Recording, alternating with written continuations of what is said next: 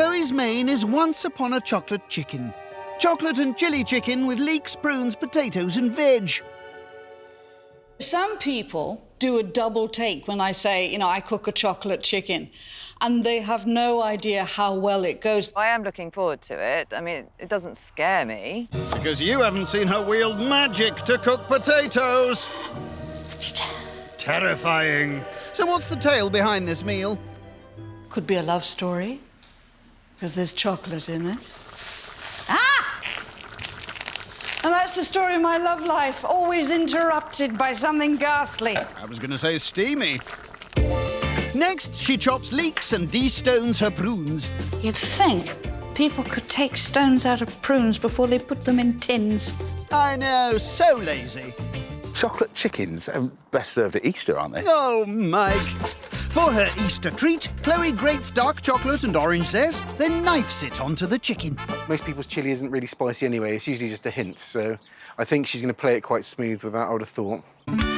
Nope, she's not even playing it safe. It's... Danger time. Smells great. Do not sniff these, OK? Too late! Chilli sprinkled, honey drizzled and garlic inserted. The chicken will be cooked tonight. I do not like kitchen wrap. It ends up wrapping me. I hope they like this chicken. Chloe's cooked them for their tea. Thank you. And for veggie Cherie? Dragonfire chocolate chili. Wow.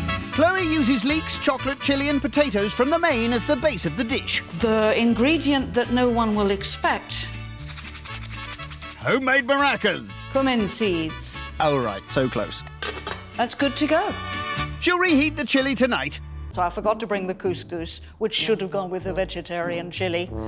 And even more stupidly, I've forgotten the frozen peas and beans. Don't worry, as long as you haven't misplaced anything else. I've lost my black and white tea towel. How about kitchen roll? Or toilet roll will do. Oh, toilet roll? Because there will be splashes, and I need to wipe up splashes. Where? On the plates. Oh, thank goodness. Reunited with her trusty tea towel, Chloe plates up. So with the chocolate on these, it's not fiction, but it is novel. Oh, I say that's very good. The main course is ready. Chocolate chicken swimming in murky water with missing veg and a dragonfire chocolate chili for Cherie. Because I basically forgot to bring the couscous from home, I've given you a plain German bread as a mopping up operation. Thank you. I seem to be missing my vegetables. I'm pretty certain there were vegetables on the menu. Spice-wise, I think my yoghurt and cucumber will definitely be gone. But is it balancing it out all right? Not quite. Nearly, very nearly. So I wasn't necessarily that disappointed initially when the couscous wasn't there, but then I was disappointed that I got some weird... I don't even know what that was. I didn't get the chocolate, only because I don't eat chicken skin. Oh, la-di-da. So it looked great, but didn't taste of very much. If I was going to say anything, probably the sauce was probably a little bit watery. And I think what people are a bit scared to say, and I think it's a little bit bland. The thing I like about Dan is he very often says what everybody else is thinking, and I think that's quite a good trait. I feel like I could probably say a little bit more, maybe. I think you've said plenty. Yeah. I think he needs to rein it in a little bit, considering it's night 2. I'm dreading getting to Friday. Well, actually, I'm probably holding myself back a bit, to be honest with you. I already had one claw out tonight when I shut him down. A few more claws may have to appear before the end of the week.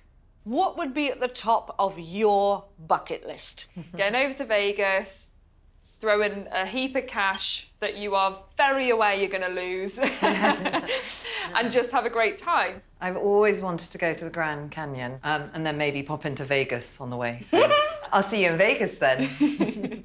I'd like to think that Cherie and I would be friends after. I'd like to think we'd all be friends, but it doesn't really work out like that. I used to go live-action role-play gaming out in the woods in Devon. I used to do LARP. Yeah, exactly. LARPing, live-action role-play gaming, is get into costume, get into character, and go out in 2 teams. There's the team of players and there's the team of monsters. We found out a huge amount about Chloe tonight, and What I noticed is that we haven't really found out much about anybody else. As a host, I think it's quite important that you need to keep it going.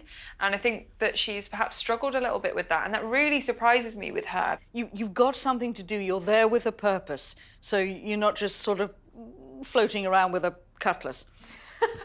Anyone else game for a LARP? Did you just say that? Yes. I am not game for a LARP. No. Suit yourself. Mike? No elves, no goblins, no orcs. None of those are for me, really. Fun sponge! Time to liven this party up. Story style.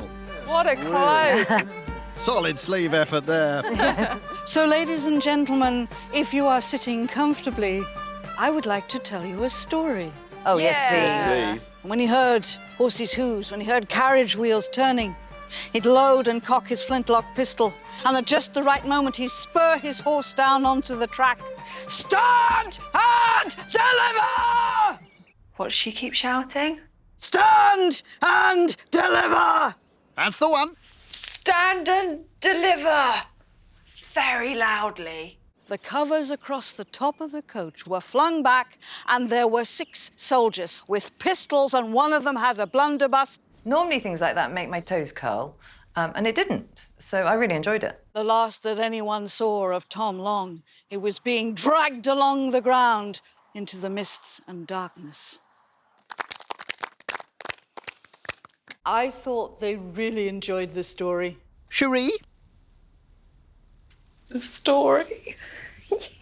Come on, Dan. Trying to do some active listening, but it was quite hard not to think about other things. Mike? It would have been great to have something a bit more interactive for everybody else to be involved in. Never mind.